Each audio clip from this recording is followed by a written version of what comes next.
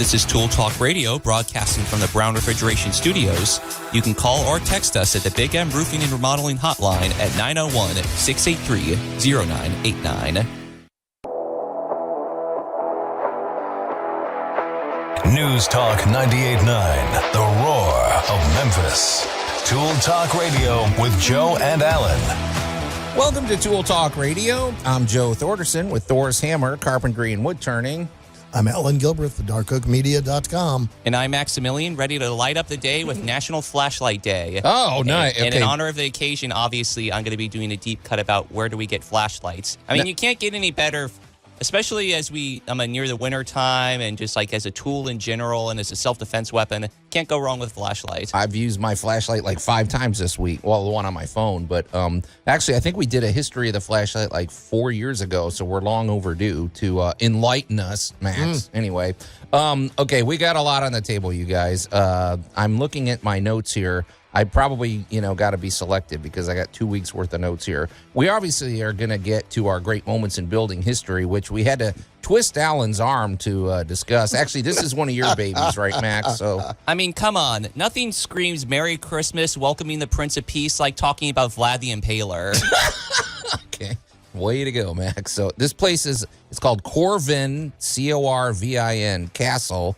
In what is it, Transylvania? It's in Transylvania, Budapest. Romania. Yeah. Okay, it's the this is where you would expect all the spooky, weird stuff to be going on, right? And it's pretty old, isn't it? So. When somebody says over at the Frankenstein place, the image you get in your mind is this castle. Right, exactly. Okay, so this will be good. Allan's Week in Review sounds like it's wide-ranging. Kitchen ergonomics all the way to wiring high voltage outlets and things like that. So, okay. Hope you got a permit there.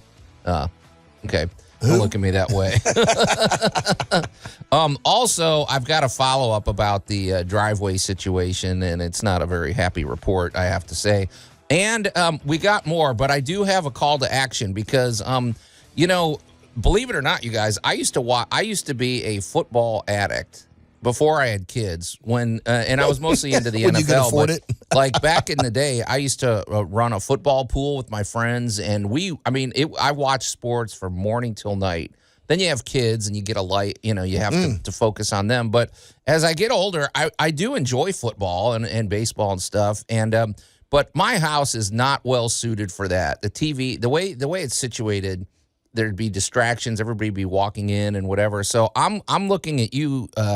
All of you sports fans out there, if you've got a really good home, let's call this a home sports lounge, and maybe good suggestions for making it, an enjoyable place to watch sports together and stuff. So I need help. I'm really clueless with all this stuff. So if you're out there and if you've got some pictures, especially, that would be great. So, there you go. I don't need to go the Club 400 route where I'm going to spend $400,000 on my basement to make it a man cave or anything like that. But something reasonable. So, and we got a lot more on the table. Trust us, folks. But we'll be getting to that as the show unfolds. However, before we get to anything else, let's get to our must-have item of the week, which is sort of a no-brainer. I think I bring this in once as soon as the winter rolls in, Allan. But tell people what I'm holding up. It's posted on It's posted on the Tool Talk Radio Facebook page. Go to @Tool Talk Radio and you can see. But anyway, tell them what I got here. You are holding up the infamous window insulation shrink kit. Yeah, it's the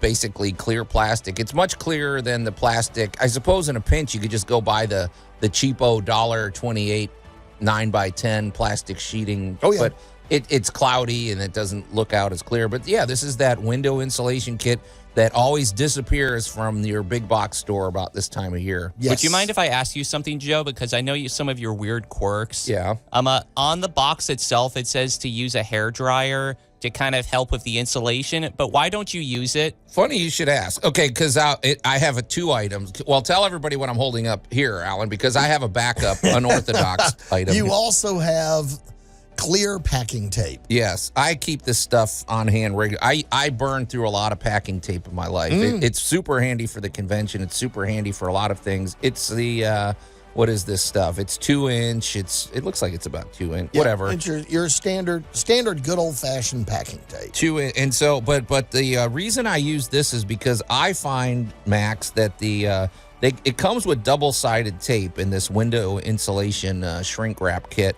However, I find that it doesn't really work as well as it should. Like, either one thing we should say about this is if you're going to use this stuff, man, you got to get every little bit of dust off. But more than anything, you got to make sure there's no humidity on there because obviously the tape's not gonna stick to that. I don't use the blow dryer because I just don't care enough to shrink it. I guess you use that and it kind of shrinks it down, makes it less obvious that it's there. Yeah, I mean, it we makes all know it nice it's and there. tight. But- 2 words of warning about that. Yeah. If you overheat it, it will melt and separate. And if don't get too close. Yeah, in if your you shrink wrap. overheat it, it is just a little thin piece of plastic.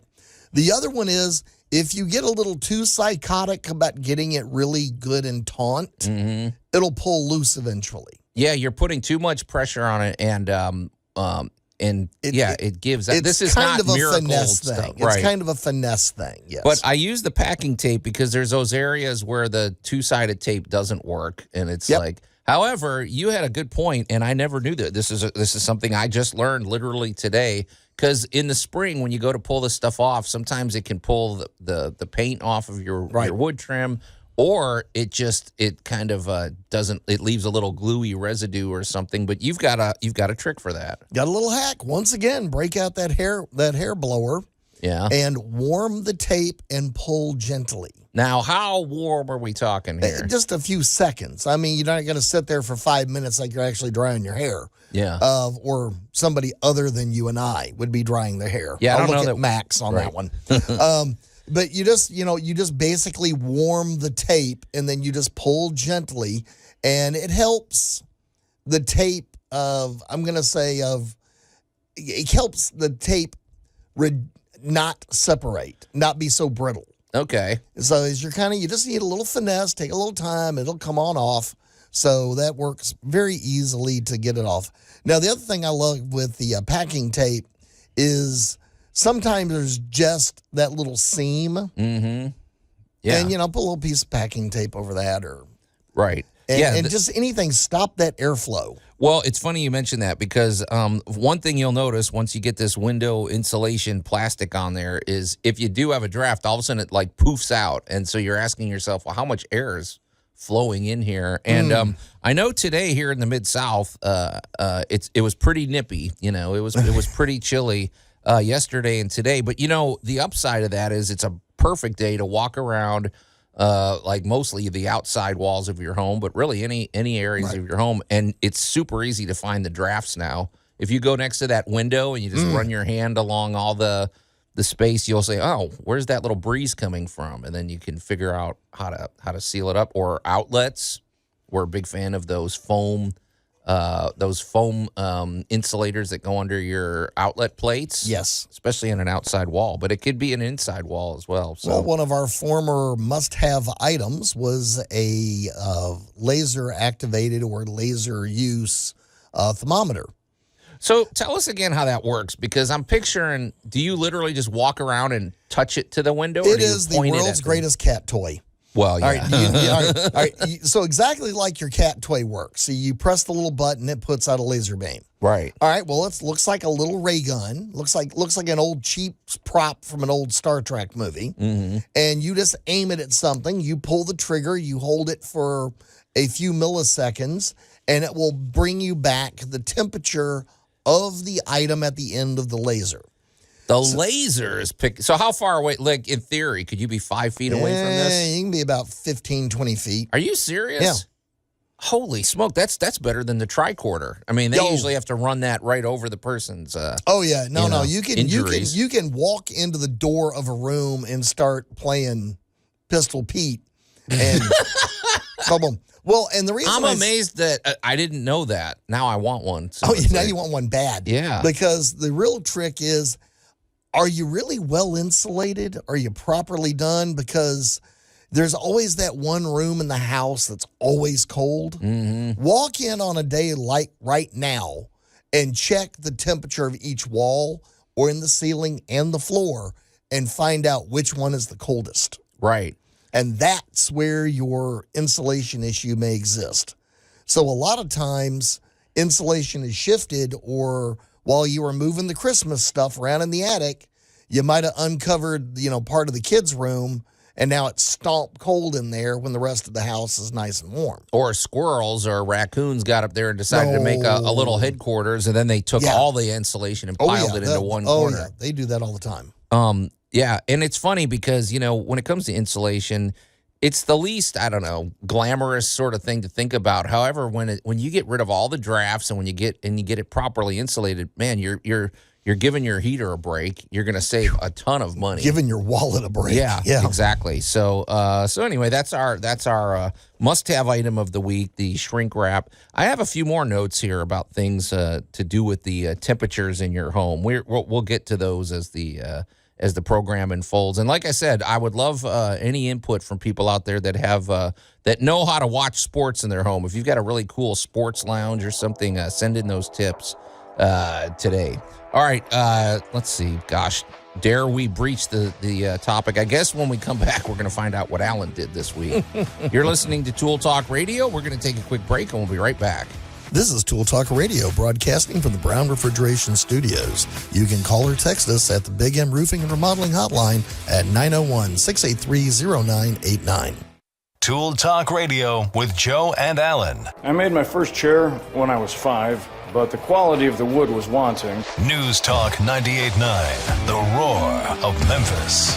And welcome back to Tool Talk Radio. I'm Joe Thorderson with Thor's Hammer, Carpentry and Wood Turning, here with my buddy Allan Gilbreth from darkoakmedia.com and our pal Max over there behind the glass. And if you're just tuning in, here in the Mid-South, and I guess around the country, it's nippy today. I mean, it's not the end of the world. We really have no reason to complain. If it's not windy with ice storms and power outages and stuff, it's like... We're not Wisconsin or Boston. Yeah, those guys are getting pounded, aren't they? I mean, up north. I heard Europe is getting these horrible blizzards and things like that, and so... we ducked. Yeah, That's all I got to say.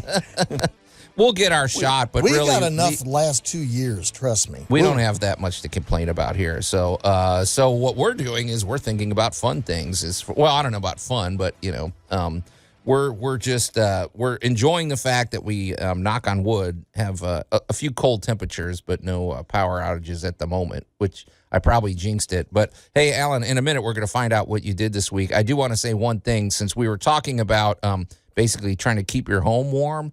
Well, as you know, I live in an older home, and you do? What do they say? The cobbler's kid has no shoes. My house is always the last place to get things fixed. We desperately need a new central heat and air system. I mean, yes, we'll do that eventually. We've got Brown Refrigeration. We're having conversations and stuff, but it's a little more involved. We have to reroute ducts and stuff like that. So for years, we've used supplemental heating sources, you could say, and we've used little space heaters and things like that. Well, I just want to sit here. I just want to report today that we've gone over to they're the oil-filled radiant heaters. They're like $50. The good ones are about $100 or something like that. Well, we used to. So, in a good part of our home, we use these to supplement the furnace that we have going on. Right. Okay. Well, I'm just going to tell you this. For one thing, our skin isn't getting all dried out. It's a real comfortable heat. They don't make any noise, basically. And my bill last month, we have a 4-bedroom, 2-bath home, pretty good size home. My MLGW bill last month was $210. Okay, what's going on now? I am not complaining, but I think that's a record low. I don't think I've ever had anything like that. And I've been researching, and they said these radiant heaters are highly energy efficient. But what's going on with these things? Because it seems like there's a lot happening where it's doing its job without wasting you effort. said the magic word. Yeah. Radiant. So what do we mean by that? All right, well, think of it this way. You have radiant as in radiation, like the sun. So when things radiate out from something, what you're getting is at the molecular level, you are getting molecular excitement radiating out from something. Okay. So, all right, any airplane pilot out there can back me up on this. If you're trying to fly out of Memphis in August, it is more difficult than flying out of Memphis in October or December because the air is thicker and heavier. That's cold air. Warm air is more active and is moving around. Now, your other ones are broadcast type heaters. They're the ones with the little fan in them and the little blades. And it is a very drying because you are actually burning something. It's like a blow dryer. It is exactly. So it's almost like a little oven. And it's broadcasting out, but it is also emoliating anything that goes through it. Okay, that's why you smell like burning hair when you fire it up for the first time. Well, because it's burning you. It's got dust on there. It's getting rid of you.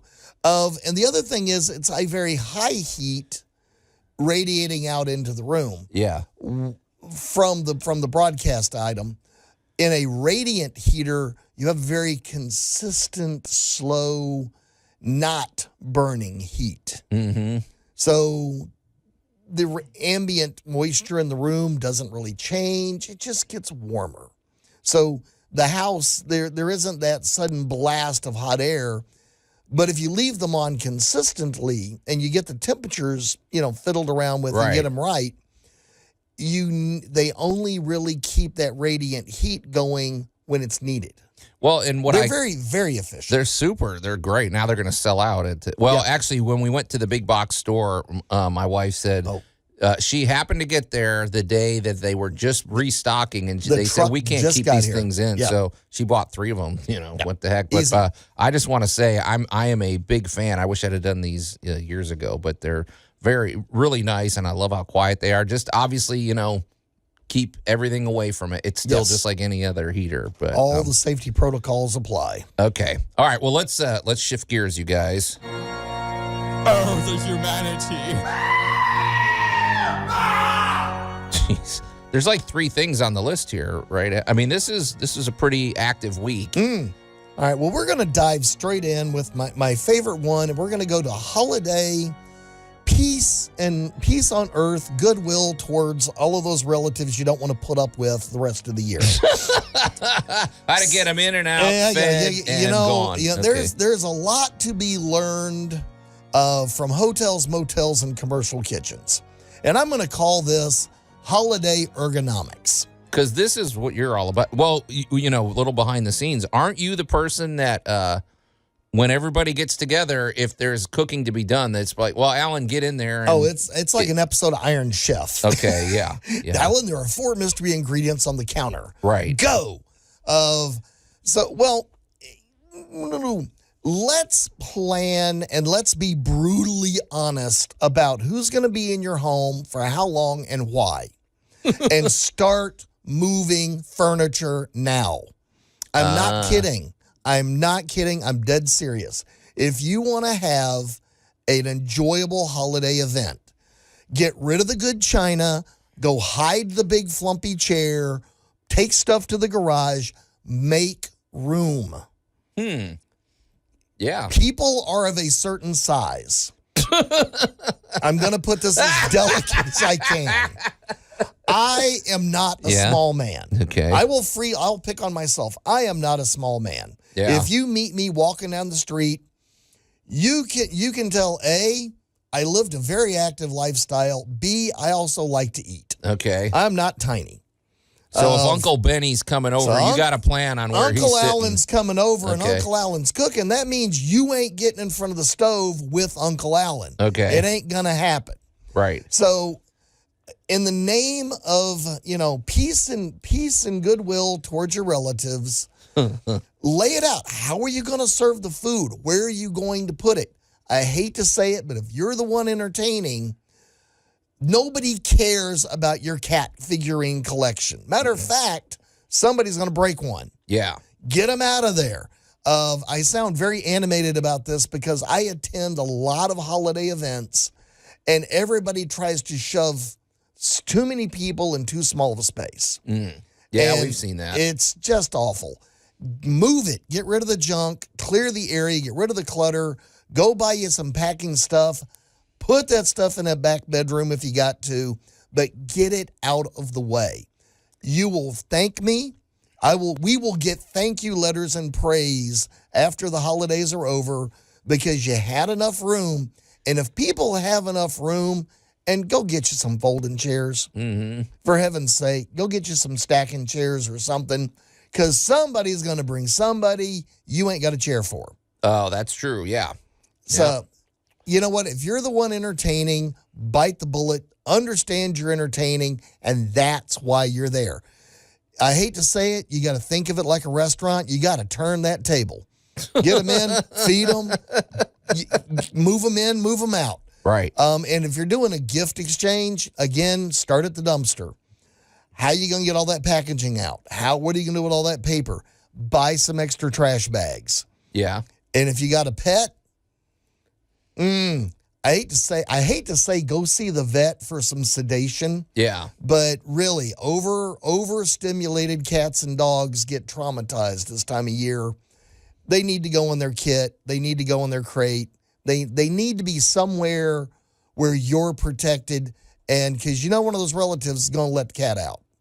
So okay. So this is your week in review, but you told me you did a lot of cooking this week. I did a lot of cooking. That's this why week. you're on your high horse I'm today. on my high horse about this, and when we come back, I'll talk about wiring, a lot of wiring. But this right now was, if you're going to be the guy, going to be that family that's entertaining, walk through your house and start counting people and start measuring.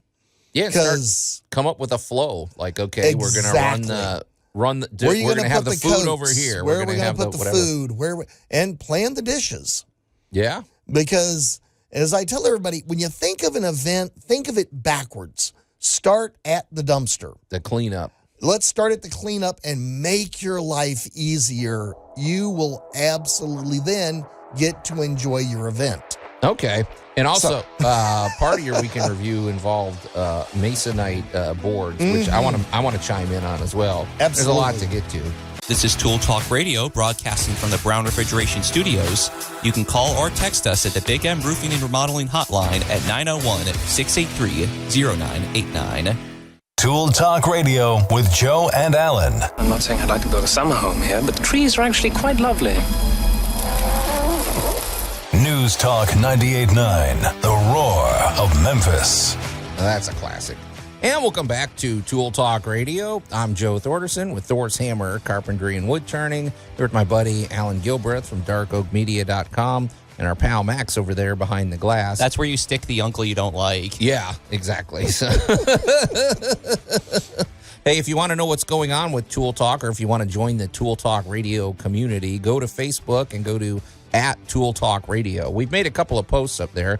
One of them is our must-have item of the week, which is pretty straightforward, but it's amazing how much money this will save you if you use it correctly. The plastic window insulated sheeting, and also our great moments in building history, which we'll be discussing a little later on. But first, you said, Max, we got a text.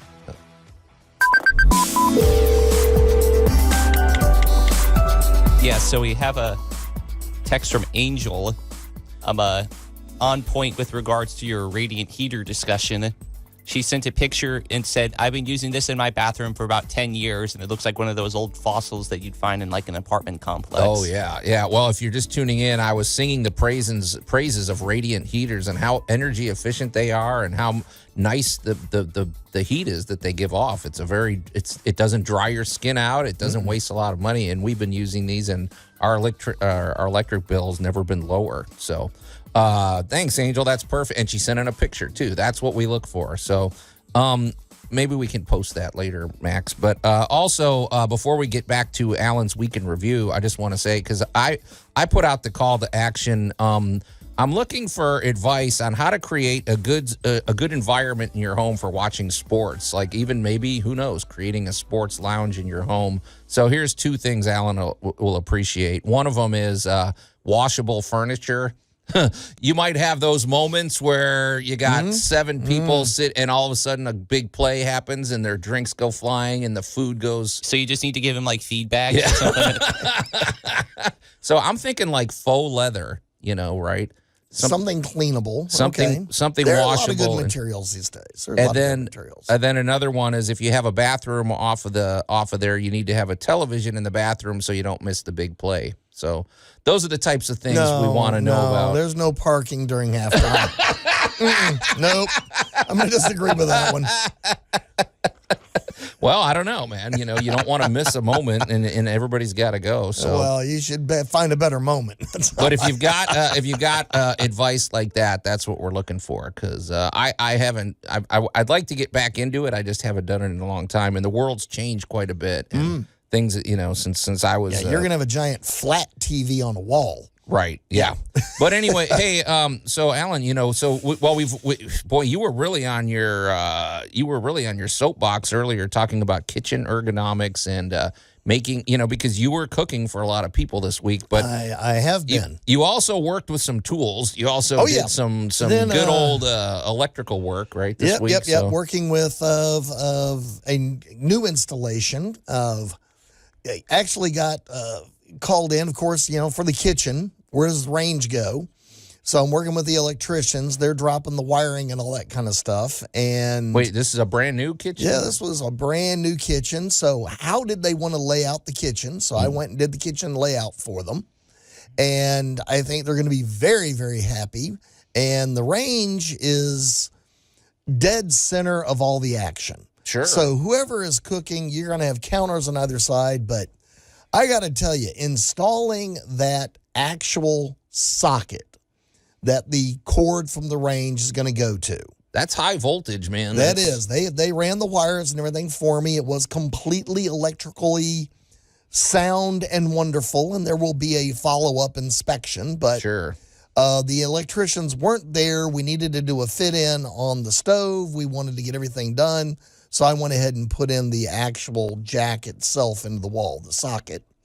And wow, those are some really big, heavy-duty wires. And this is where I'm going to throw in the proper tool does the proper job. So what tool did you have to use for this operation? I had my old lineman's equipment, and it worked perfectly fine. What's that? It's heavier duty electrical equipment than just your standard big box store stuff. Okay. So, but I got in there, stripped them back, got them bent over where they go, got that plug set up, back up in the wall. Did the same thing for the dryer. We were putting in a full mud room for them, so I think they're going to be excited about that. The little dryer in full action. And then the next one I got involved on was a gentleman that wanted a whiteboard. Hold on. Can I ask you something? Because Certainly. you made me, before we move on from the electrical. Now, all of you electricians out there can go ahead and laugh at me for this idea, but maybe it's not so far-fetched.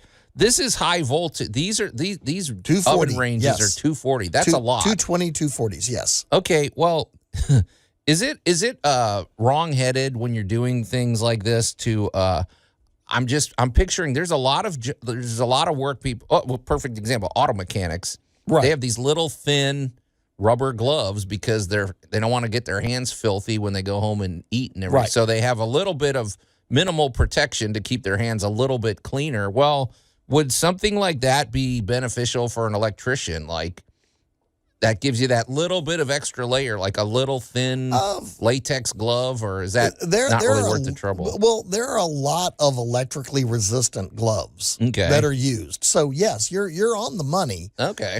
There are a wide variety of styles depending upon the type of work you're doing. Right. Some of them are just protecting your hand from the elements you're dealing with, the wiring that you're pulling, the conduit that you're working with, and others are actually electrically resistant because the rule when you're dealing with anything electrical is that it's live. Just assume it's live. Yeah, it's not. Yeah. That, it should be off at the breaker, but as a rule, you should treat every single bit of wire as if it were alive. I've had wires where I have the light switch off, I'm changing the thing, and I got a little zap. I'm like, I don't know where it came from or whatever, but Max, go ahead. I think I know what story you're going to tell. Oh, you mean the oven plug story? Yeah, because I was about to ask, didn't you get zapped by a 240 volt once? So one time there was an incident where, we in our household, we had one of those ovens systems where you had to plug it in because it shared the same outlet with the stove, and so if you wanted to use one, you have to switch it out. So Very I accidentally barbaric. held it by the metal rather than the plastic, and as it was going in, I felt this it kind of felt like just like a surge of electricity going through my arm, and I had to recoil and everything. It wasn't painful. It was just interesting. It kind of made me think of when you're kind of getting, it kind of makes me think of the numbness that you experience when you're cold or when your limbs are kind of falling asleep and you have to wake them back up. That's sort of the experience that I had. That is how you know you ain't supposed to be touching that. Getting an electric jolt is one of the most sickening, revolting. I hate that feeling, but I've never got zapped by a 240. That's what Max. You're living right because that could kill you. Actually, Since you've brought that up, I'm going to throw in a massive safety tip. Yeah. If you are in an unknowing situation with electrical wires, never, ever, ever touch anything with the palm side of your hand. Now, why is that? Always. Well, Joe, I'm going to demonstrate it for you right here on the radio, and everybody can play along at home. Yeah. The one thing people are worried about is, so when you touch something hot or cold, right? Yeah. You touch something really hot, what do? Yeah, you jerk your hand back, but what happens to your hand as you pull it away? I don't know. It closes. Okay. And that is how you end up grabbing a wire or something like that and are unable to let go. Oh, so you're actually clenching your hand around. You're actually snatching your hand closed, which is causing you a problem. If you use the back of your hand, so when we're doing basically disaster recovery, there was a terrible storm or a hurricane, and you go through and you touch things, you touch with the back of your hand. And that way, if it's too hot, too cold, or there's a current, and you close your hand. It kind of sucks. You just got cold or zapped or hot, but all the good stuff still works, and you didn't grip something. That's a good tip. That's a very good tip, And probably the back of your hand's sensitive enough. It is far more sensitive than the palm side, believe it or not. So you will actually sense something a lot faster with the back of the hand than the front of the hand. Okay. So, all right. Well, I wanted to... Excellent safety. I'm glad you weren't hurt. Yeah. Because, Max, that's... that could have been bad. You don't ever want to get popped at any voltage. Right. Just exactly. plain out and simple. You got to be careful with that stuff. Okay, well, we got a little bit... I think we have time to hit this. You also had an unorthodox approach for... Had a guy call me and says, hey, I need a giant whiteboard. Right, like a dry erase board. Yep. I bring your truck. We're heading to the big box store. Yeah. And we bought a big old 8x4 sheet of masonite and strapped that baby to the wall. And he has got whiteboard for days. Wait a minute. So you didn't go to the office supply store for this? No, he wanted cheap. Well, what did you say? Because you were pricing that, right? If you go to the, Oh, my gosh. He saved hundreds of dollars. Now, I will also point this out for those of you with small children, that 4x8 sheets of masonite go up against the wall pretty easily. It's fairly lightweight. And you know what? Those dry erase markers, dry erase. Yeah. And the kid is not painting the wall. Right. And that's a big surface to work on. That's plenty of space. Mm-hmm. A 4x8 sheet, and if you get the 1/4 inch, it's pretty light. It's very light. Actually, it's a little less than 1/4. But if you get because I know a dry erase board with the frame and all the other, that's expensive. Yeah, and they get expensive. And what he had done was just took little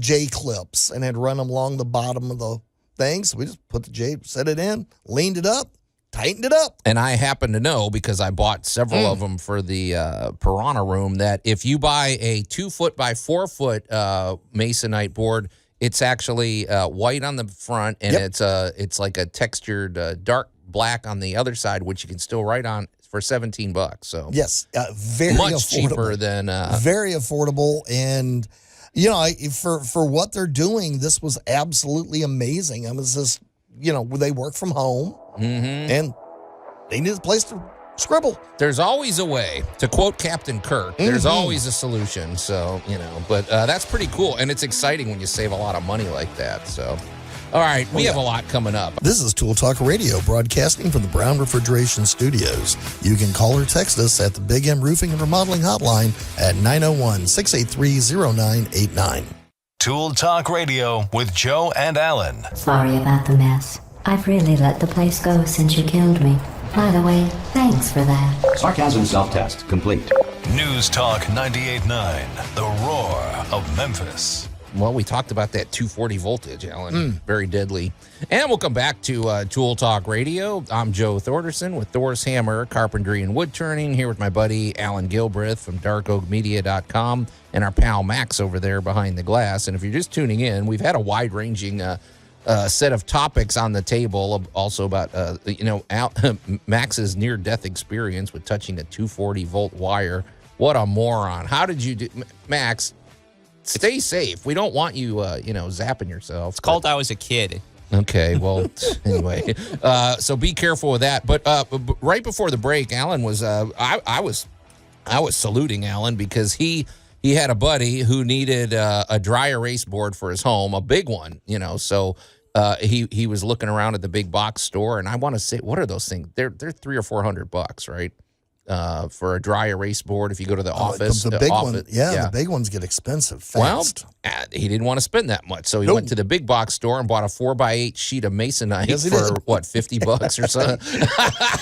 Threw it in the back works of the exactly truck, the same. Took it home. There you go. Bought a pack of dry erase markers, and he was ready to roll. So I do want to say, just before we move on from the masonite, because I made one of the best workbenches. Well, I mean, I'm calling it a workbench for lack of a better term. I had a sheet of masonite. Now, this was, of course, 3/4 of an inch thick, and basically I had 2 sawhorses, and I threw this thing up there whenever I needed to work on a large surface like that. And man, I got 20 years out of that one masonite board. Now, it had some stains on it. I painted. I've drilled holes in it. I did everything, but it was heavy. It's probably a 2-person job for most people to get it up on the horses. But man, it took up a very small amount of room in my garage, and it would have kept going if we eventually we got tired of looking at it, and we said, okay, we don't really need it. For the 1 or 2 times a year I use it, I just got rid of it. But I do want to say a masonite board is pretty awesome. So one other quick report. Well, go ahead, Max. We'll throw it to you. So. And now, a deep cut with Maximilian. So the exact origins of National Flashlight Day are unknown, so it might just be because it's near the winter solstice or is on the winter solstice. But a more important discussion is about the origins of it. And as Allan jokingly alluded to, yes, it began with a turnip. Wait, a turnip? Wait. So you weren't kidding. A flashlight is a turnip and a candle? A hollowed out turnip. Well, that's what they used to use for jack-o'-lanterns, right? Well, that's where the jack-o'-lantern and a bunch of other ideas came from because, well, the turnip was hard to burn. Oh, so that's why they used it. You hollowed him out, you stuck a candle in him, and then they started, putting a lens in front of it. And okay, so you weren't kidding around. No, I was dead serious. And you had a snack when you got there that was partially cooked. Toasted turnip. So. And then not only that, too, but of course he had, the Greeks who had, ceramic lamps, and they powered it by various oils and fats. So the and flashlight goes back. It goes back. But however, let's get to 1802. Hold on, Max. Sorry, but I'm going to ask you these questions. So in the Greeks and everything, did somebody back in the day use any type of reflective mirror to amplify the light? Are you referring to Archimedes and his death ray? Well, I'm asking because wouldn't that make sense if they were pretty sophisticated. Oh, it did back Archimedes. Then. Yeah. That's not a flashlight. It's called blinded by the light. No, but if you had a portable thing, if you have I could picture a little disc and then you have a candle and it's inside your turnip or your ceramic. I even have a friend with a very antique sodium lamp. Okay, there you go. Which is the mirror with a little incendiary in the middle of it. Okay. All right. Go ahead, Max. So let's get to 1802, where we actually kind of bring up the discussion of electricity. There was a man by the name of Sir Humphrey Davy who invented the first electric arc lamp, which involved having 2 carbon rods placed near one another.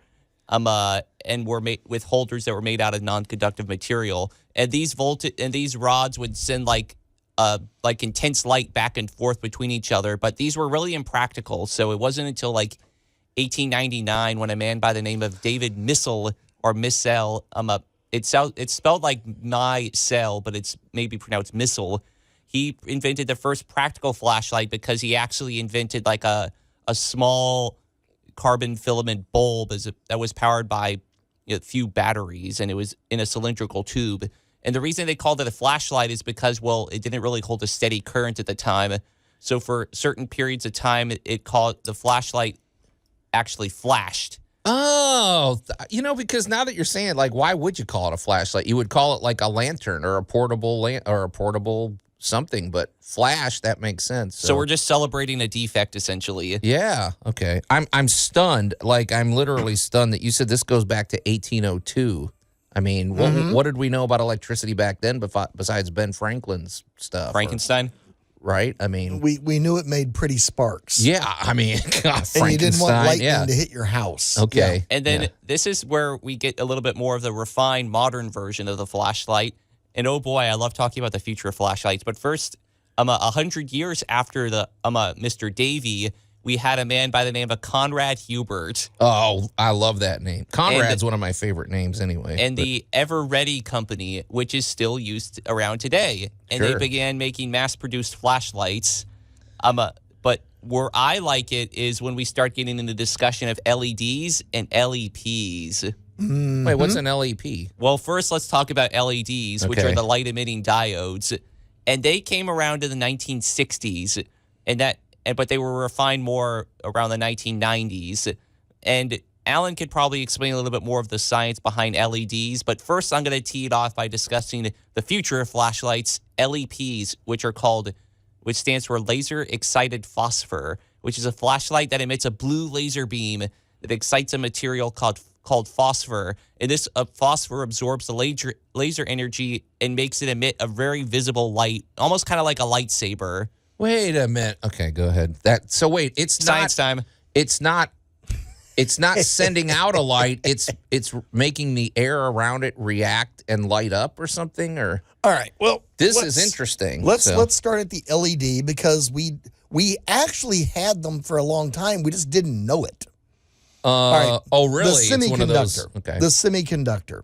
So when we started the whole computerized thing in the 60s into the 70s, we invented the semiconductor, which is nothing more. If you want to get your grip on this, all right, you have a piece of wire. That's a conductor. Yeah. Now, what if I add something to the wire and I can only semiconduct? AKA, there's a lot more resistance. Wait, sorry. Just for my understanding, a conductor, basically, you have a power source, which is the battery. Then you have a light bulb, and the conductor is getting the power. The piece of wire is the conductor. Okay, just making sure. All right. So what if I add stuff to the wire to make it resist the electricity? That is now a semiconductor. Well, one of the outcomes we didn't know about was because we coated them with all kinds of paint and stuff to make them, look cool. But if you had that thin enough, one of the side effects of the resistance in a semiconductor was photons, a.k.a. light. Okay, well, there's your tease, folks. Now, Max is going to take a laser and excite the little atoms and really make it rock. This is Tool Talk Radio, broadcasting from the Brown Refrigeration Studios. You can call or text us at the Big M Roofing and Remodeling Hotline at 901-683-0989. News Talk 98.9, The Roar of Memphis. Tool Talk Radio with Joe and Allan. And welcome back to Tool Talk Radio. I'm Joe Thorderson with Thor's Hammer, Carpentry and Wood Turning, here with my buddy Allan Gilbreth from darkoakmedia.com and our pal Max over there behind the glass. And if you're just tuning in, we were just, we had today is National Flashlight Day. That's on the table. And we're in the middle of learning about the future of flashlight technology. And I took during the break, Max showed me a picture of these laser excited phosphor flashlights, or LEP flashlights. Which it's funny because LEP is a little acronym that comes from the Artemis Fowl books, which we'll get to, probably won't discuss today. But anyway, it just reminded me of that. But these things are cool. They literally look like a lightsaber that goes on into infinity. Like they just, and beyond. Yeah. But also, Max, you said that some of our comments today have activated the text line. So we always go to our texters first. So who do we got on the line? Well, first we already had Angel. Alex was talking about our electrical discussion. I'm not sure what it's saying, but it says along the lines of, if you're relying on gloves, you didn't turn it off and use your meter twice. Well, what I said, Alex, was I was just asking because I'm not an electrician. I can do minor electrical work, but I said, well, we see these auto mechanics and we see people using gloves where, maybe just to protect their hands a little bit. And I said, well, is it wrong-headed to use maybe some thin rubber gloves or something? No. And they're gloves, but there's also plenty of devices out there designed to see if a socket is alive. Little testers that measure the electricity. And of course, he is correct. There is nothing like throwing your meters on it and kind of going, all right, what have I got? What have I got? What have I got? Right. Yeah, and checking anything you could come in contact with. But, the rule of thumb is if you're dealing with electrical wiring, always assume it is on and take every possible safety precaution you can take. It's kind of like gun safety. Just always assume it's loaded. Assume one of the you need first to be rules. safe. That's one of the first rules of firearm safety I remember reading is always act as if a gun is loaded. Yeah, but thanks, Alex. We appreciate that. That's a good one. Who else chimed in? Brew Blaster. Brew Blaster. Brew Blaster's becoming the new Deuce. Yeah. He said he's currently listening to us on his old GE LED clock from the 1970s. Okay. Oh, that is so awesome. What is that? I'm trying to picture. Gosh, What is it? It was the ubiquitous of clock. It has even got a dial instead of instead of electronically finding the channel, he has to spin the little dial. Oh, it has it's the flip over letters. Oh my gosh, I'm having a flashback. Wait, is this a hand crank deal or is this No, before it plugged into the wall, but it was a very common, very, very common clock radio. So when the radio DJs tells you to don't touch that dial, that's why. That was it. Exactly it. Don't touch that dial. Yeah. I'm just picturing the situation. So I'm just imagining. We don't know what Brew Blaster looks like out there, but I'm just picturing somebody that's. Why do we assume Brew Blaster is a man? By the way, I didn't. But I'm just picturing this little radio, and I guess it's scratchy and probably I don't know, man. Okay, don't look at me that way. I'm just imagining the scene. But good for you, Brew Blaster. Never let anything go to waste. Man, I remember that device clearly. Yeah, Brew Blaster said it has a dial and even a cassette player. Yes. Oh, nice. Oh, he has a deluxe version. Ooh, how awesome. Retro is all get out. Yes. It'd be great if you could send us a picture, Brew It's Blaster. pert near steampunk. Yeah, send it because you know how it's funny when with technology like that. I was thinking about it's the same as a car, or it's the same as really almost anything. It's like, okay, age can turn something from just old or obsolete into either then it suddenly becomes a classic, or it could even become a work of art. Like you take an old dollhouse or something, and it's like, okay, it was old. Then 100 years later, it's like, wow, this is actually kind of a piece of art. So it's just a matter of age. It's kind of like aged beef or something, right? Isn't that the best way to cook? The more it ages, the more value it adds. Exactly. I'm looking at a picture of this online of the GE clocks. It looks like something that my grandmother had. Okay. Literally. Is it cool? I mean, it's pretty cool looking. It's very. It probably sounds awful. It looks a little bit. I'm sorry. It looks a little bit like a Woody car. It's a comfort device. Okay. Because you knew you were at grandma's when you saw that thing sitting on the table. So, okay. You knew. I got a question. We're shifting, and we're not going to make the whole thing about flashlights, but this is sort of interesting because we are in a lighting revolution. I mean. Car headlights and we do, and folks, if you're out there and you've got those headlights that blind everybody when they come toward, could you at least dim those when you I don't know. I'm sorry. That's one of my little pet Well, peeves. they need to be focused properly. And what we mean by that is they need to be aimed appropriately. Yeah, I mean, some of them, they blind the oncoming drivers. Isn't that why, like, during the DMV test, they tell you to dim your headlights at a certain hour of the day? It's 30 minutes before before sunrise or sunset or whatever. Because it's like, all right, when I'm driving by, it's like you're blinding me every time. It's like you got to focus them right, or just like, not use them at all. Well, they need to be aimed appropriately. You should not have somebody's headlights directly in your eyes. The problem is we have so many different size vehicles these days. Well, I didn't know you could aim them. I thought you stick the bulb in there. No, high they're beam adjustable. High beam versus low beam? No. The actual glass carriage itself is adjustable. Okay, well, there you go, folks. Let's point them down and just It's not a bad thing to have your mechanic mate. Well, if your lights are not aimed properly, you're not illuminating the road in front of you as you should. Right. So it is a bit of a safety issue. Oh, it is. I mean, I've had times at night you're literally blinded till they get away from you. But before we move on, one last thing we want to do is this laser excited phosphor flashlight, the LEP flashlight. Max showed us a picture, and folks, you could just Google it. It's pretty cool. I mean, literally, they showed somebody pointing it up at the sky, and it just looks. It's a very focused beam. It looks cool. It doesn't disperse the light in a wide way. It's just like literally almost looks like a lightsaber. And I'm picturing it's not going to be long before we probably have these things on our phone and everything else. But what is the advantage of this, I guess, is what I'm wondering. Like what? Well, for one thing, I guess you're not lighting more than you have to. But the true aim here is distance. Okay. I want to see. So if I am trying to take a flashlight and illuminate this room, I'm probably going to use an LED because I need wide dispersal so I can see what's going on in this room in a relatively compact area. Right. So, it's kind of like the light on your phone. The light on your phone is invaluable as you're trying to read something or look behind something, and you only need a few feet of light. Right. Now, where the LEP is going to kick in is I now need to illuminate. So, Joe, you and I are working on a job, and you're going, okay, which beam do you want me at? And there's 25 of them up there. Well, I can just take my flashlight and go, bam, I need you right there.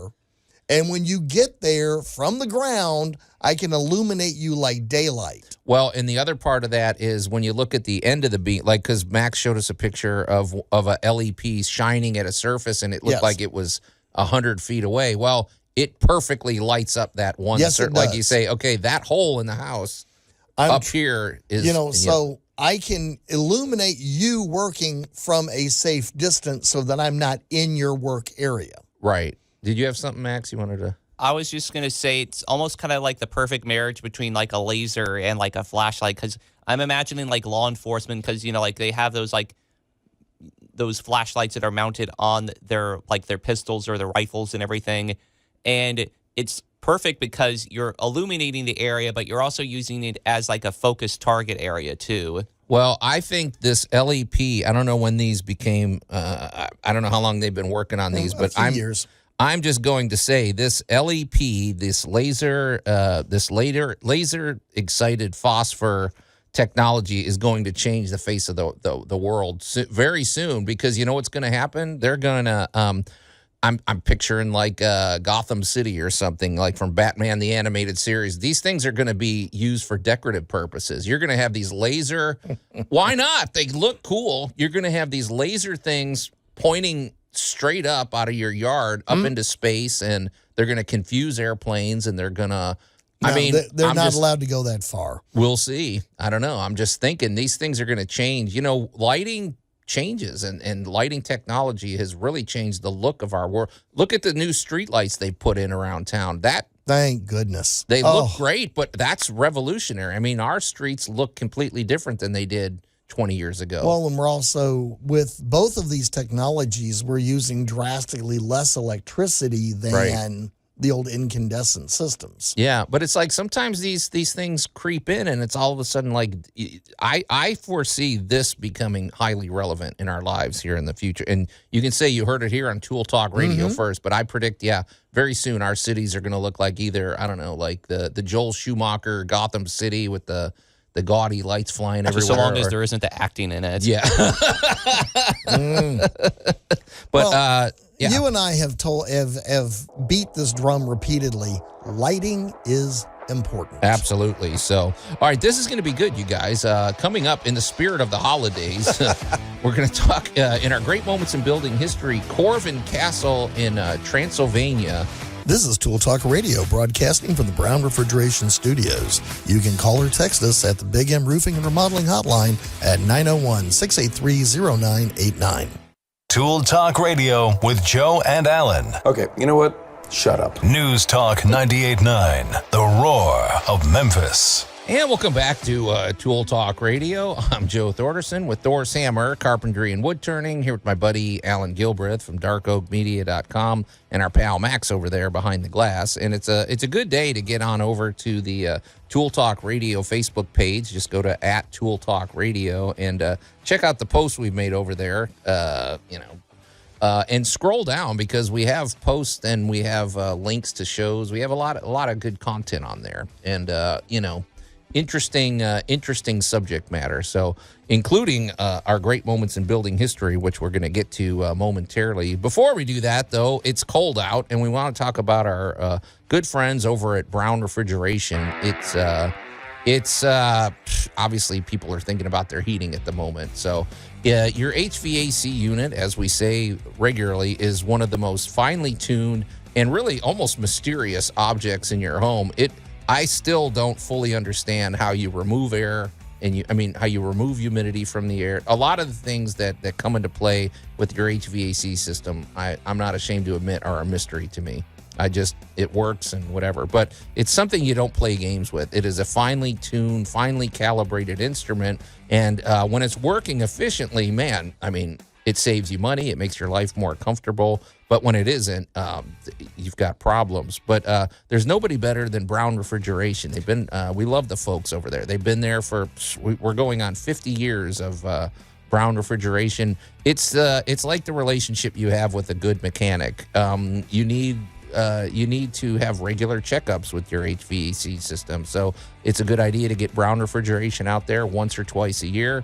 They'll look over your system. They'll tune it up if it's needed, or they can also identify if there's going to be problems, which it's nice to know. It's like if somebody can look at your system and say, in about 2 or 3 years, we're probably going to have to replace this, or we're probably going to have to do this. Well, it's nice when you can plan for things like that. You don't often get that with your car. It just breaks and then you're stuck. But also, Brown Refrigeration is great. We love them because they work with Train Systems and the Remy Halo system, which provides you the best conditioned air and the cleanest air possible for your home.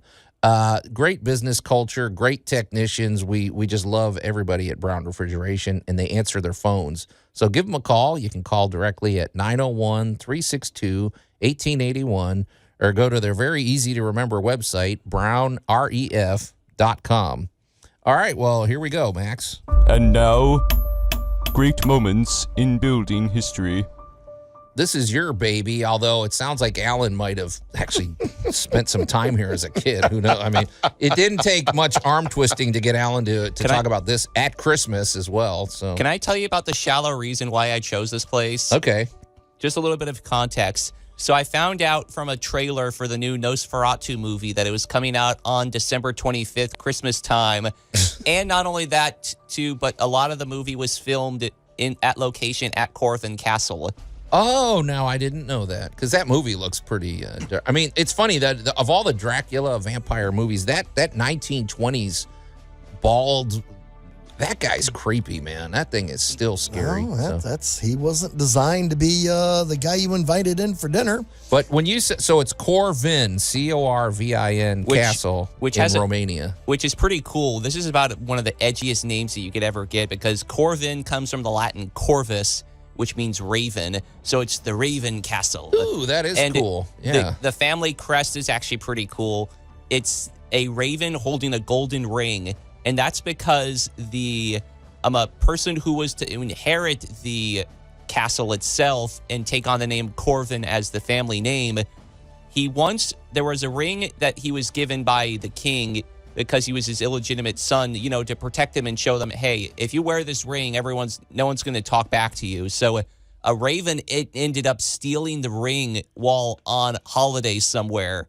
And so the young John at the time of Hunadwara, he took it upon himself to try to get the ring back. And so the young John took a bow and arrow and he shot down the raven and got the ring back. The king was so impressed by that. He's like, you know what? Why don't you make that the family crest in the family name? That's a good shot, man. Hitting a bird with wow, holy smokes, man. It was 4 feet up on a branch, laughing at you, going, I have your ring. So you could have thrown a rock at this thing. Okay. Maybe he was just proud of his son. I don't know. And you wonder how much of the story's embellished. Well, I got news for you. A crow was an excellent thief. Yeah. So if he had taken the ring off and set it down, you can ask any tourist anywhere where there are critters like that. Yeah. How fast your glasses, your flashlight, your phone can disappear.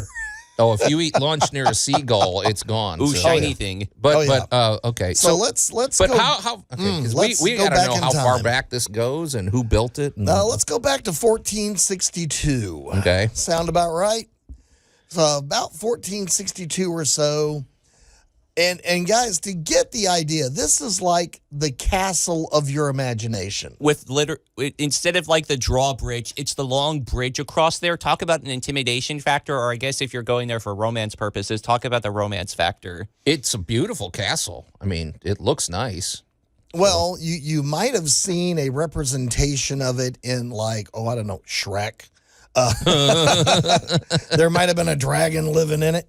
So the approach to the castle is A1, it is virtually inapproachable. Because it's built on top of a rock near the Zlosti River. There you Seems go. like they always did that because it's like, how do you attack a fortress when it's up on a hill? Well, and, all right, the problem with this castle was it was actually designed after castles had begun to fade because somebody had invented something called what was it called, Max? A cannon. A gun. So the smart Alex that built this one, the wall most likely to take cannon fire was a double wall. Sure. Yeah. So, all right. So let's, right out of the gate for construction, they looked at the building, they looked at its purpose, and then they went, okay, what's going to happen where? And that's how we're going to build it. Almost like the way you would have designed a castle, because you started the dumpster. In this situation, you start at the cannon fire. Where are we going to put the prisoners? Near the cannon fire. Yeah, where are we going to put them? And that new tower building, we've got a couple of cannons of our own, so it needs openings big enough for our cannons to shoot back. I feel like a double double brick wall, because I'm sure it was thicker than, it's not like the brick we use out for our house. That seems like a pretty good one because it could be repaired too. Oh yeah, unless it's This place was designed to take some damage and keep some prisoners. Okay, that's fun. Okay. Now the other thing that was interesting, open air atriums. Inside. This was not a bad place to be. This was not a dank, you're trapped without light castle somewhere. Of huge living chambers. The place was really, kind of a really gothic, but very aesthetically pleasing to the people that were stuck there. And one of the most important things that it also possessed was a ready water source, because you're right near the Zlosti River, and you got to, if you just dig a well decently deep enough, then you have a pretty decent amount of water to kind of like recourse to, especially when you're under siege. I got a dumb question. Maybe it's dumb, maybe it's not. But we've all seen, I don't know, Lord of the Rings, or we've seen movies that involve castles. Well, is there is there a sort of a okay? Some castles seem to me it's all about the royalty live there, and then they bring in their fancy friends and they stay there. It's almost like just a home. Then there's some where it's almost like a fortress where all the soldiers live or something. Is this like what is a castle for? I guess is what I'm wondering. All right. Is it multi-purpose? And, this was more like the center of the community. Oh, that's interesting. Okay. There are a lot of windows, there are a lot of different roofs, towers, bastions. So honestly, when you see a picture of this place, it is like every castle you have ever imagined. Because I was just about to say, it makes sense that it's the center of activity, because if it's just the seat of political power, it's like, why would you put all the people that are trying to kill you in that area? Oh, is that because it's a prison too, right? It's a prison too. Gosh, okay. Can I mention one thing? Before we go to break, this is just a quick anecdote. This is regards to the water source. Well, there's a cursed history behind the water source itself. According to legend, there were some Turkish prisoners that were forced to dig the well. They were like, okay, if you do this for us, we're going to give you your freedom. Well, guess what? 15 years later, they didn't give them their freedom, and they executed them instead. Well, that's not cool. Somebody wrote a curse on the wall near the well that said, you have water, but no soul. That's a great quote. Okay, but pretty rotten people. All right. This is Tool Talk Radio, broadcasting from the Brown Refrigeration Studios. You can call or text us at the Big M Roofing and Remodeling Hotline at 901-683-0989. Tool Talk Radio with Joe and Allan. News Talk 98.9, the roar of Memphis. I'll tell you why that's actually relevant in a minute. Okay. And welcome back to Tool Talk Radio. I'm Joe Thorderson with Thor's Hammer, Carpentry and Wood Turning, here with my buddy Allan Gilbreth from darkoakmedia.com and our pal Max over there behind the glass. And, why is it relevant, Max? Well, one of the main attractions of Corvin Castle is the fine and dandy torture chamber. Okay, thanks. So, all right. Well, if you're just tuning in, we're in the middle of our great moments in building history, talking about Corvin Castle. I know we got a text. We'll put a pin in that because I think it's from Brew Blaster. Correct. We'll follow up with that shortly because we don't want to interfere the flow. But if you're just tuning in, we're talking about Corvin Castle, which you said was built in the late 1400s, isn't that? About 1450 or so, yes. Romania. This is the type of place that Count Dracula would have lived in, or at least his cousins or his buddies. Well, Vlad the Impaler was in prison there for 7 years. There you go. So he did live there, yeah. And I was asking a fundamental question, which seems very obvious, but maybe not so. I wonder if the function of a castle varies from. Well, it could vary from depending on how stable maybe your country is or how well protected. But I'm like, I don't know that there's just a one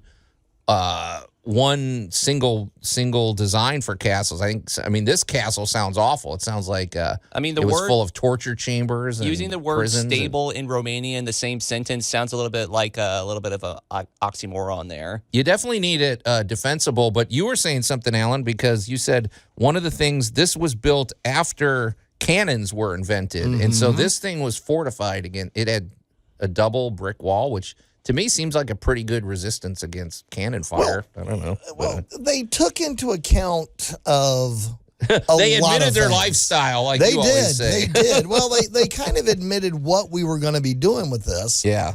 Because I love the name of some of the things that they Tower 1, Tower 2, Tower 3. Well, the very last tower they built was literally a defense-only tower.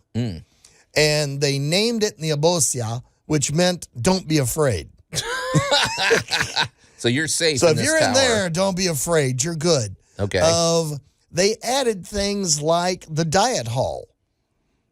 Huge food storage.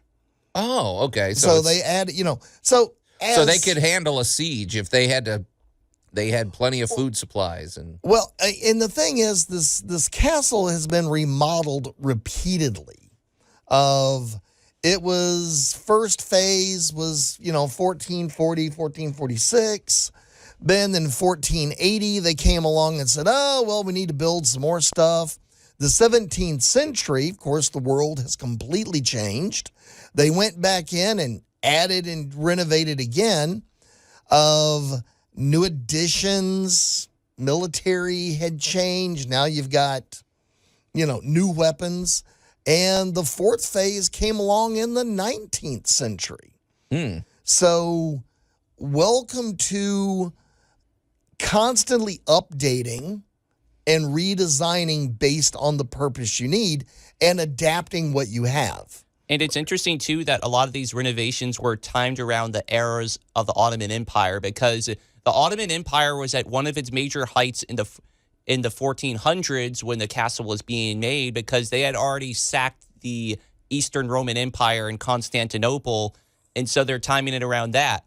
And then the 19th century is when the Ottoman Empire started to decline, and so it's funny how you kind of build around your, let's just call them neighbors. Right.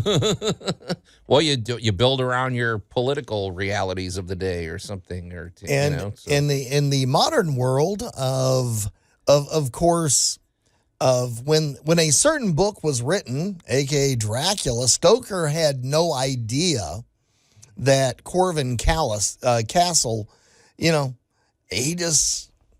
they kind of said, this is the source or the inspiration for the castle that he wrote about in Dracula. Mm-hmm. He actually had no way of knowing that Vlad the Impaler, his source for Dracula, had actually been a prisoner here for 7 years. So welcome to just kind of things happening. Of the 2024 Nosferatu remake was filmed here, including, this place has been here for all kinds of different movies and things. The biggest thing going on now are the hundreds of thousands of tourists that now visit this as an excellent example of Gothic and Gothic Renaissance over the years. All different types of construction. The coolest thing about how every bit of this thing was constructed, it always started at who the neighbor was, what the politics were, how much food, how much military, what was the actual driving purpose. Well, not necessarily. Now we've talked about a lot of structures that were basically vanity and ego. Yeah. I got to build a bigger one than he built. Right. We talk about skyscrapers, big egos, people, Bingo. I was just about to say, because what I'm thinking about here is how different our society is from back then. I'm like, okay, do we really build these skyscrapers, or do we even build a home these days with the idea, well, 600 years from now, this home's still going to be here? We don't really think that. No. And of course, I don't know what's going to happen in the future when you got to start tearing down like the Burj Khalifa or any of good luck with all that. Somebody in the future is going to have a big mess on their hand. But this castle, there's no signs of it going anywhere. No. This thing's going to be here for over 1,000 years. Well, that's a pretty impressive mindset to build with that level of thought. I don't know. One thing, though, is the idea that you're not necessarily building with longevity in mind. You're more building along the lines of, hey, we're building this so I don't die. I guess, but they have heirs. If you have a kingdom, the idea is, well, you're going to pass it on to your heirs. And so I do think there's some sense of longevity. What intrigued me, though, was the fact that this kind of thought just came to me on the fly, is when you look at Corvin Castle, it has a really long bridge. Like I said, no drawbridge because it's not mounting a moat. It's, the river's Losties below, but it's mounted on a rock in the middle. Well, how did you originally transport materials from the source to the center of the rock itself originally? Like, did you use like an improvised bridge? Because it's a pretty vast expanse to go across and a pretty deep expanse to kind of ford up above. Yeah, some of these, it's like, how did they even build the foundation, or how did you get the supplies up there? I don't know. Do they say? Does history record this? Well, you can go through the building capabilities of the time, and a lot of it was, as you said, ramps, temporary structures of, the original, when you finally just kind of went, look, we got water, we can put in a well. This rock surface is big enough, but, nobody can really get close enough to us if we build right here. Right. All right, so we're going to build right here. And everything is built in a series of stages. So the first thing you got to do is get the access to the site. So you build the bridge first. So here comes the bridge. Right. And they built a bridge so that they could haul, honestly, thousands of tons of stone and tile and masonry across the bridge. Mm-hmm. So, welcome to probably one of the best built and best examples of form, function, purpose, and longevity all in one nice, neat package that, by the way, looks amazing. Right. And also has a wonderfully haunted history. Yeah, give us a few because, we got it. Well, yeah. Christmas is about ghost stories, which I didn't know that till I met Allan Gilbreth. But for some reason, this castle liked to, as a form of punishment, to wall its people inside the castle to death. Kind of like that story of the Cask of Amontillado. Well, I guess that was just a popular thing they like to do. Like, for example, there was a monk they didn't like, and so they walled him inside. There was a woman they didn't like, so they walled her inside. And then not to mention all the torture that went inside there, too. Like I said, the haunted well, where it's like, all right, we promise you your freedom, you're free, but we're just going to kill you, and I'm going to take the labor that we stole from you instead. So there's a pretty bad, we always talk about business cultures and stuff. They had a pretty rotten culture there. I didn't even mention the bear pit. Okay, well, now that creates issues, too. For one thing, animal cruelty, right? I mean, you just have a pit with bears in it, and then, well, you got to keep them fed and exercise. Well, what do you think the prisoners are for? Well, I mean, right? How big do you need a bear pit to be? It's like bigger than the bear. That's pretty rotten. I mean, this place must have a terrible aura in it, right? Every castle, if it is not from the modern era, has a terrible history. Wow. I hate to say it, but throughout history, humans are rotten. I don't know, man. We came up with some truly inventive ways to do terrible things to each other. I mean, can you imagine being in this castle? No wonder Vlad the Impaler was cynical after spending 7 years in prison for this place. He's next to the bear pit. He's got the torture chamber. He's got the cold marble walls keeping him even colder during the winter. It's like, wow. I think the thing I want to do once I get out of here is impale all my foes. Yeah, gosh. Okay, well, so, Merry Christmas. Yeah, Merry Christmas, everybody. But that's, okay, well, whatever it is, whoever built this, they built it with function in mind, and it sure functions. But today I'm hoping that, is this a place you could actually stay? Like, I wonder if you could They said you don't want to get locked in at night because there might be haunted spirits that beat you up. I'm picturing, though, there's a type of person that would want to stay here I don't know. You know what? We're done. We're done talking about that. But it's an interesting rabbit hole to go down. Examine Corvin Castle in Romania. Well, when we come back, we have something much more civilized to discuss. This is Tool Talk Radio, broadcasting from the Brown Refrigeration Studios. You can call or text us at the Big M Roofing and Remodeling Hotline at 901-683-0989.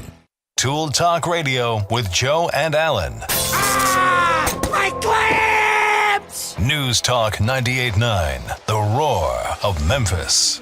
And welcome back to Tool Talk Radio. I'm Joe Thorderson with Thor's Hammer, Carpentry and Wood Turning, here with my buddy Allan Gilbreth from darkoakmedia.com and our pal Max over there behind the glass. There's just enough time probably to shoot us a text, shoot us a text like our buddy, who shot us a text, Max? Brew Blaster, which we'll address in a minute.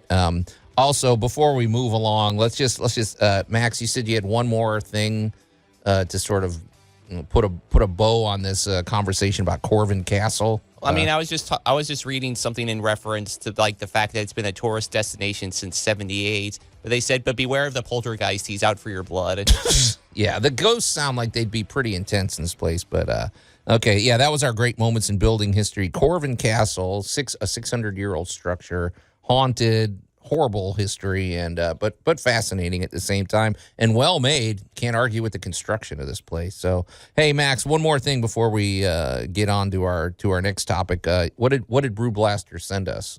Well, Brew Blaster sent us a picture of the radio that he was discussing. We were talking about LEDs, LEPs, and he talked about the fact that from the 70s, speaking of 70s again, he sent a picture of his General Electric clock, LED clock from the 1970s. And man, is it dusty as all get out. And it has a cassette player, right? And it does. How big is that thing? It's about normal radio size. The thing is he was saying that the dust is what helps it hold it together. Okay. I don't know why. I'm picturing Brew Blaster in a room with 70s 1970s paneling and like a plaid couch or something with I don't know, slip covers and all this other covers, stuff. I don't know. Brew Blaster, you're one of a kind. So in a beanbag chair. In a minute, I'm going to share a tale of woe. But before we do that, let's talk about something positive. Our good buddy Jay Hill with Big M Roofing and Remodeling. Completely the opposite, full of energy, full of optimism, and full of talent. I mean, his team at Big M Roofing and Remodeling are highly qualified, technicians, I guess you would call them engineers almost to a point. But Jay Hill is all about the exterior protection of your home and interior remodeling. But we always showcase his roofing expertise because he is a GAF Master Elite Installer. If you look him up on the Better Business Bureau, he's always 5 stars with the Better Business Bureau and is one of the highest rated roofers in the region. I mean, this is no joke. And the roofing systems that they put in are so well engineered and so well designed that they offer lifetime transferable warranties.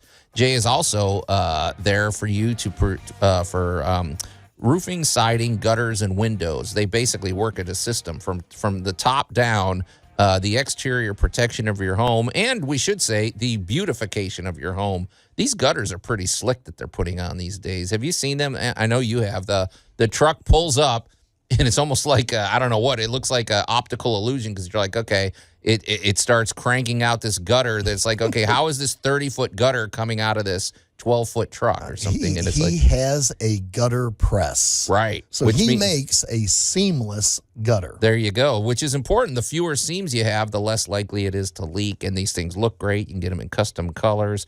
But also one thing that sets Jay apart is the fact that he's a former insurance agent, which is, I wonder if back in the day he had any idea how important that would become to his career. But the reason that's relevant is because especially when it comes to the outside of your home, if you have any damage to your home that may qualify for your homeowner's insurance, it's a very complicated process. I'm sure they've done it on purpose, but you really need an advocate, and you need to do things in their proper order to make your life easier. So if you have a problem with your roof or with the outside of your home and you suspect that it may be covered by your homeowner's insurance, Jay should be the first person you call. He'll come over. It's a free consultation. And if it is covered and if there is a path forward, he's going to help you with that entire process. That's what he specializes in. And boy, is that exciting when you take something that is a very daunting problem and it turns out to be a manageable problem. And Jay brings a real energy and optimism to every project he's a part of. We love Jay Hill. We love the business culture at Big M Roofing and Remodeling. So. And he likes to have you call him directly. So you can call him at 901-484-5645 or go to his website, bigmroofingandremodeling.com. All right. Well, you guys, I have a And now, Tool Tales with Tool Talk Radio. I have a rather sad story, although it's not that big a deal. I mean, you just didn't want to step on the name, I guess. Exactly. But so if you just tuned in, I mean, if you didn't hear our show last week, you know that we had a call to action. My son and his roommate, they had cars that leaked on a driveway, basically, and they were renting a home. And the thing is, it was an older home, but the driveway was fairly new. It was a really nice driveway. After nagging them and whatever, they had oil stains. They had baked-on stains that were there for 2 years. And Allan, we tried. I got on YouTube, went down the rabbit hole, tried all of the technique. Well, let's see. We tried bleach, of course. I don't know. We tried scrubbing. We tried a pressure washer, or I should say, we didn't do all. I was there. I was there cheering them on. But basically, then everybody on the YouTube video said the fail-safe is the goof-off driveway cleaner, which is pretty affordable. It's like $12 a bottle. I think it's about a quart size. This one really needed about 3 bottles, but he had 2 and he spread them on there. But you put it on and you leave it. It kind of is this foamy thing.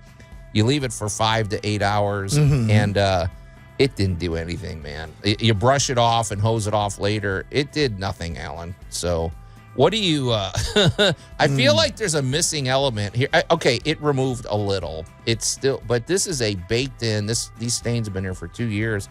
I feel like you were saying something earlier about removing the tape, like from your, if you use that packing tape, using heating it up activates or deactivates. I feel like heat needs to play a role here somehow. What do you think, man? Well, all right. Well, one, I would need to know what all he tried.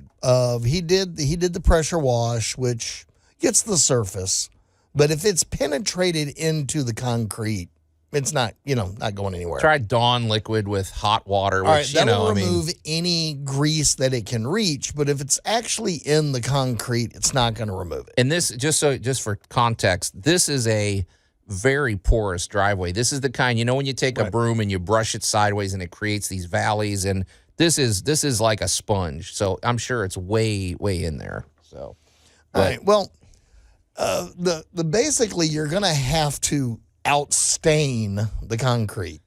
Oh, what do you mean by that? Well, if you can if you can get if you're going to commercially clean it, let's say somebody's going to come in and stain the concrete. You can go in with muriatic acid, and that's going to clean anything that it can reach. But you've got 2 years of oil soaking into the concrete. And honestly, the only way to remove it may actually be to damage it. Wait, what do you mean by damage it? Well, if you got out there with a concrete sander. Oh, you're talking. You're going to be removing some material to get rid of the actual stain. Well, one nice thing about the texture of the driveway is it's very non-skid. You walk out there, you don't slip, and it's easy to pull out of the driveway if it's raining and stuff. So I don't know if she's going to want to do, I don't know if they're going to want to do that route. But the thing is, it looks better. It's a more uniform stain, but it is a brand new, it is a brand new. Well, whatever, I hate to say it, but sometimes staining the whole thing makes it disappear. Well, you say, I don't think they're going to stain. I don't think the homeowner is going to want to stain. I don't know, But anyway, I guess what I was wondering is, since this has now become more of a scientific experiment, if we just need to activate heat, we may play around with some heat solutions. You're going to be playing with some muriatic acid also. All right. Well, this is it's going to be an ongoing drama. But hey, everybody, we hope you have a Merry Christmas out there. Stay safe.